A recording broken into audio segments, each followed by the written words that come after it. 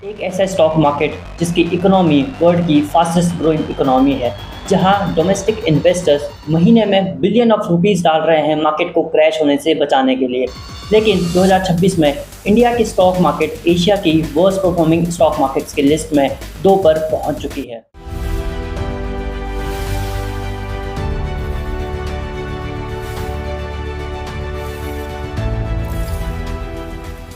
लेकिन असली सवाल ये नहीं है कि इंडिया की स्टॉक मार्केट गिर क्यों रही है, बल्कि असली सवाल ये है कि जब Japan, Taiwan and south Korea जैसे देशों में इन्वेस्टमेंट हो रही है, तो इन्वेस्टर इंडिया को क्यों साइडलाइन कर रहे हैं।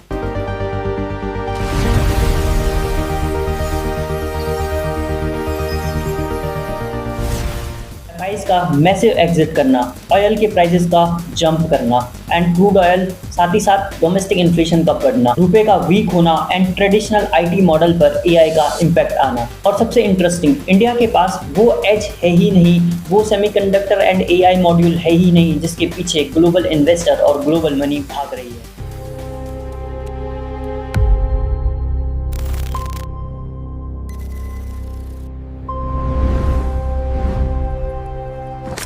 नमस्कार दोस्तों, मैं हूं आशीष जोशी।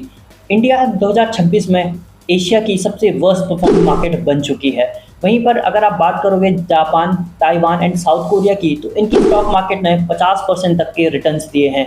लेकिन जब आप इंडिया के स्टॉक मार्केट की बात करोगे तो नेगेटिव रिटर्न्स दिए हैं पूरे ईयर के अंदर। तो आइए समझते हैं इसके पीछे का रीज़न क्या है एंड क्यों हमारी स्टॉक मार्केट परफॉर्म नहीं कर रही है। सो सारे रीजंस को हम वन बाय वन जानेंगे। सो इस वीडियो को लाइक करो एंड ऐसे वीडियोस के लिए आप हमारे चैनल को सब्सक्राइब कर सकते हो। सो सबसे पहले फैक्टर की बात करते हैं, विच इज एफआईज का मैसिव एग्जिट। रिसेंट के कुछ मंथ में एफआईज ने 3.4 लाख करोड़ के आसपास की सेलिंग की है इंडियन इक्विटी मार्केट में। वहीं पर अगर आप डीआईज की बात करोगे तो डीआईज ने अप्रॉक्सीमेट 5.1 लाख करोड़ के आसपास की बाइंग की है।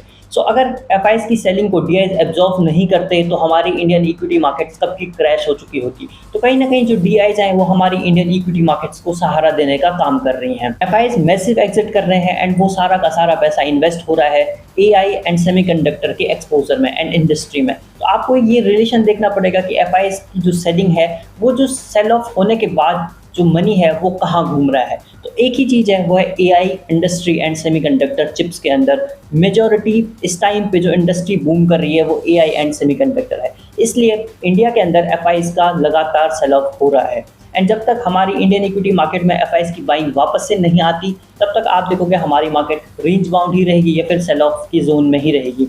डीआईज थोड़ी बहुत बाइंग कर रहे हैं, बट वो बाइंग इतनी स्ट्रांग नहीं है कि हमारी इंडियन इक्विटी मार्केट्स को बहुत अच्छा परफॉर्म करवा दें।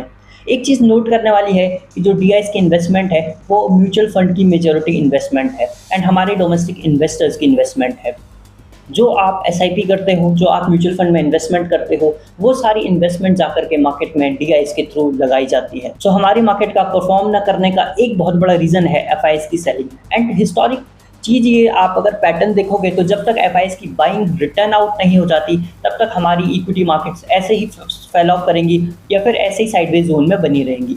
सो DIIs are protecting our markets, but जब तक एफआईज रिटर्न आउट नहीं करेंगे, इक्विटी मार्केट्स परफॉर्म नहीं करेंगी।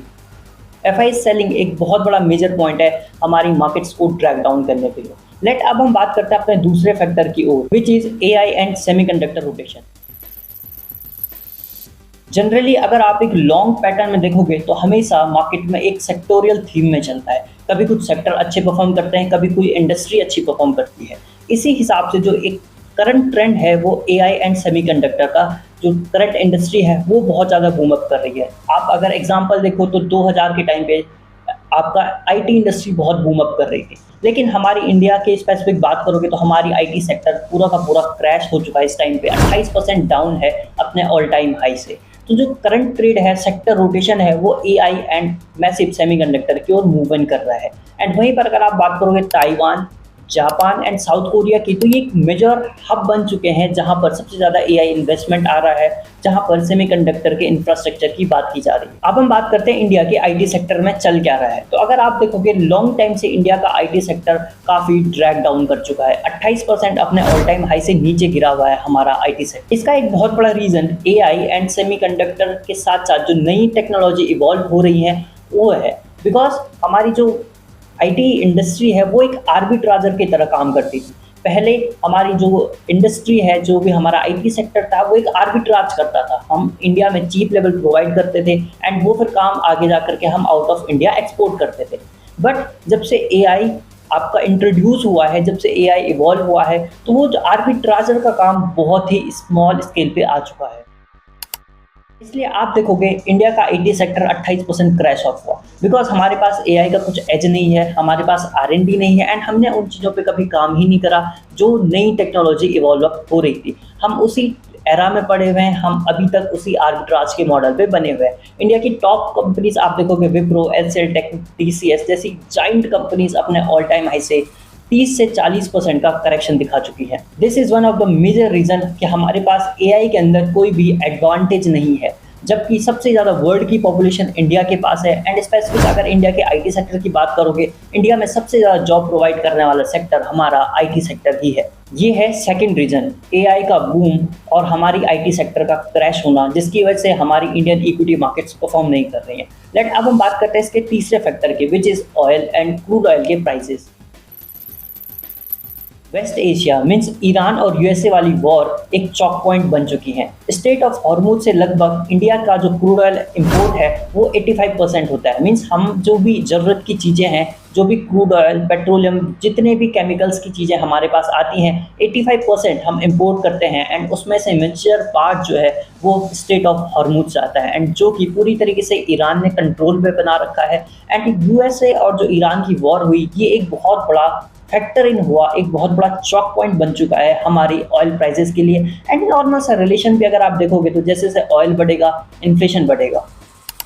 रशिया यूक्रेन वॉर के बाद हमने मैसिव तरीके से क्रूड ऑयल बाई किया था रशिया से, वो भी कम दाम पे, लेकिन फरवरी तक आते आते हम रशिया से क्रूड ऑयल खरीद रहे थे। लेकिन जब फरवरी में ट्रेड डील हुई, उस टाइम पे ट्रंप ने इंडिया के ऊपर 50% का टैरिफ इम्पोज करा था। फिर फाइनल ट्रेड डील हुई एंड वहाँ पर टैरिफ के रेट जो है 18% पर लगा दिए गए एंड एक शर्त ये थी कि हम जो है रशिया से क्रूड ऑयल इंपोर्ट नहीं करेंगे। देन ट्रंप के साथ 18% के टैरिफ पर हमारी ट्रेड डील कंप्लीट होती है एंड उसके बाद से अगर आप मार्केट्स के हाल देखोगे तो मार्केट कंटिन्यूसली फॉल करी है। फिर बीच में आ जाता है यूएसए और ईरान का वॉर, जो कि एक मेजर पॉइंट था जहाँ से हमारी इक्विटी मार्केट्स काफ़ी फॉल ऑफ हुई एंड इन्फ्लेशन देखोगे काफ़ी बढ़ने लग चुका है। आज अगर आप करंट सिचुएशन की बात करोगे तो अभी तो फिर भी सिचुएशन कंट्रोल में है, लेकिन एक टाइम ऐसा हो चुका था कि हमारे डोमेस्टिक लेवल पे हमें पेट्रोल एंड डीजल, साथ ही साथ एलपीजी मिलना मुश्किल हो चुका था। तो ये तीसरा इंपॉर्टेंट फैक्टर बना जो कि हमारी इंडियन इक्विटी मार्केट्स को परफॉर्म नहीं करने दे रहा है, वो है ऑयल और क्रूड ऑयल के प्राइसेस, जिसे हम जियोपॉलिटिकल टेंशन बोल सकते हैं। चौथा मेजर पॉइंट बना वीक रुपया, कमजोर होता हुआ रुपया। लास्ट 6 महीनों में हमारे इंडियन रुपी यूएसडी के अगेंस्ट अप्रॉक्सीमेट 6% का फॉलोअप दिखा चुकी है एंड जैसे जैसे हमारी जो इंडियन रुपीस है, जो करेंसी है, वो कमजोर होती है, वो एफआईज को एक नेगेटिव इम्पैक्ट करती है एंड उनके रिटर्न्स कम हो जाते हैं। इसकी वजह से इंडिया में एफआईज की जो इन्वेस्टिंग है, जो एफआईज का फ्लो है, वो काफ़ी कम हो चुका है। इसको मैं आपको एक एग्जाम्पल से समझाता हूँ। फॉर एग्जाम्पल, कोई फॉरेन इन्वेस्टर है जो इंडिया के अंदर इन्वेस्ट करना चाहता है एंड एग्जाम्पल लो कि वो $1000 इन्वेस्ट करना चाहता है इंडिया के अंदर, तो आप करेंसी रेट ले लो कि 80 रुपीज़ इक्वल टू $1 चल रहा है। तो जब वो इंडिया में लेके आएगा वो टोटल बन जाएगा 80,000 रुपये, ठीक है। अब उसने कुछ इन्वेस्टमेंट करी स्टॉक मार्केट्स में, इक्विटी में, बॉन्ड में, कहीं भी इन्वेस्ट करा एंड उसने टोटल रिटर्न जनरेट करे 10% के। तो अब 80,000 का आप 10% निकालोगे विच इज़ 8,000, तो टोटल बन जाएगा 88,000 रुपये की इन्वेस्टमेंट, जो उसका टोटल प्रॉफिट हो जाएगा, प्रिंसिपल प्लस आपका रिटर्न, तो टोटल अमाउंट हो जाएगी 88,000। अब वो इंडिया के टर्म्स में तो बोलेगा कि मुझे 10% का प्रॉफिट हुआ है, लेकिन अगर हमारा रुपया डेप्रिशिएट हो जाता है तो अभी तक उसका प्रॉफिट इंडिया में तो 88,000 है। एंड आप एक टर्म के लिए सोचो कि जो डॉलर और जो रुपये की इक्वेशन थी वो पहले 80 रुपये पे थी, अब वो डेप्रिशिएट होकर के 88 रुपये पहुँच चुकी है। तो फिर जब आप उसको वापस ले जाओगे इंडिया से बाहर, जब एफआई उसको रिटर्न्स को ले जाएगा तो फिर वो अगेन $1000 बन जाएगा। तो इसमें नेट क्या हुआ, इंडिया के अंदर तो उसको 10% का प्रॉफिट जनरेट हुआ, लेकिन हमारी करेंसी इतनी डेप्रिशिएट हो गई कि उसके नेट रिटर्न्स जीरो बन के, एंड जब वो उसको इंडिया से बाहर लेकर के जाएगा, एक्सचेंज करेगा, तो वो नेट बन जाएगा $1000। तो अगेन क्या हो गया, एफआईएस को कुछ भी रिटर्न्स नहीं मिले, इंडिया के टर्म्स में रिटर्न्स मिले, बट जब वो उसको यहाँ से एक्सचेंज करके ले जाएगा, बिकॉज ऑफ रुपया डेप्रिशिएट हो गया, तो वो जो रिटर्न्स हैं वो जीरो हो गए। इसलिए इंडिया में एफआईएस इन्वेस्टमेंट कम कर रहे हैं एंड मेजर रीज़न है रुपए का वीक होना। ये हमारा चौथा इंपॉर्टेंट पॉइंट है जिसकी वजह से हमारी इंडियन इक्विटी मार्केट्स में एफआईज फ्लो नहीं आ रहा है। एफआईज का फ्लो नहीं आ रहा है तो हमारी मार्केट्स जो है मूव नहीं कर रही है, ठीक है। लेट अब हम बात करते हैं पांचवा एंड इम्पॉर्टेंट फैक्टर जो है हमारी इंडियन इकोनॉमी। हमारी इकोनॉमी को मैं आपको माइक्रो पर्सपेक्टिव से समझाने की कोशिश करता हूं ताकि आप सिंपल एक आम इंसान के नज़रिए से समझ सको कि एग्जैक्ट हो क्या रहा है, ठीक है। तो सबसे पहले आप देखो हमारी मार्केट्स में ओवरऑल चल क्या रहा है। अगर आप निफ्टी की बात करोगे which is flat to negative, अगर आप ईयर एंड से देखोगे तो -6% के रिटर्न्स हैं। वहीं पर अगर हम IT सेक्टर की बात करें तो वो -32% के आसपास का फॉल हो चुका है।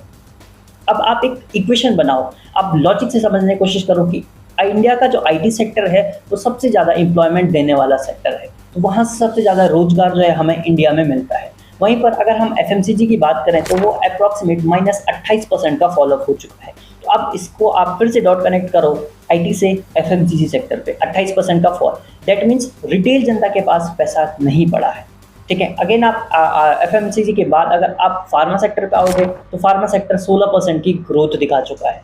तो अब इन तीनों को डॉट्स को आप कनेक्ट करो तो आपको समझ आएगा निफ्टी जो है पूरा साइडवेज पड़ा है, ठीक है, नेगेटिव है। बट FMCG नेगेटिव है, IT सेक्टर नेगेटिव है, तो इंसान को एम्प्लॉयमेंट नहीं मिल रहा है, उसकी वजह से उसके पास जो है रिटेल के पास पैसा नहीं, तो FMCG सेक्टर में मूवमेंट नहीं आ रही because of consumption low level पे है। कंजप्शन स्ट्रॉन्ग रहता तो नेट प्रॉफिट बढ़ते एंड फिर आपकी वो कंपनीज में भी दिखता है एंड आपको FMCG सेक्टर के अंदर भी दिखता है, सिंपल सी चीज़। बट अगर आप फार्मा देखोगे तो विच इज़ मूविंग अप्रॉक्सीमेट 16% के रिटर्न्स दे चुका है। क्यों? बिकॉज इंसान 3 वक्त के बजाय 2 वक्त की रोटी खा लेगा, बट अगर वो बीमार हो गया तो डेफिनेट सी बात है कि वो हॉस्पिटल जाएगा ही जाएगा। तो अगेन आप जब आप इन सारे डॉट्स को कनेक्ट करोगे तो आपको मेजर एक प्रॉब्लम समझ आएगी इंडिया की इकोनॉमी में।